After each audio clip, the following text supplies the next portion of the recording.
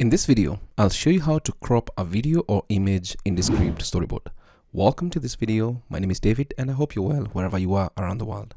Now, the crop feature in Descript Storyboard is a little bit different from what you may be used to when it comes to cropping. So for example, I have my media clip here and it's inside this particular canvas, and this by the layout look is a 1920 by 1080. But to crop this, I'll need to double click on this particular clip and then you get the different options available. Now, if I actually move this clip here, it has something called a bounding box.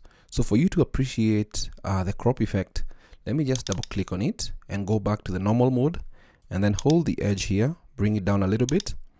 And then since we can now see everything as it is, let's actually center it. Let's just double click to get into the crop mode and then let's crop this. Once we crop that, you'll notice that there is a bounding box right inside here.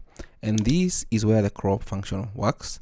It works inside this particular bounding box. So if you actually move this to the side, you'll be left with this particular box that you defined as your crop section.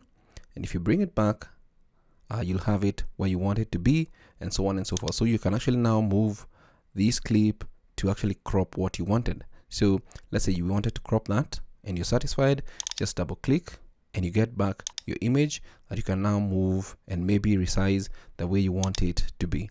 It's not the standard kind of cropping that you expect, but it may have its uses based on what you're looking forward to making your crop look like. So that is how you can use the crop mode effect or the crop feature in Descript Storyboard. Kind of confusing, but hopefully with time it makes some sense. And that's it for this video. Until next time, stay safe and never stop learning. Thanks for watching.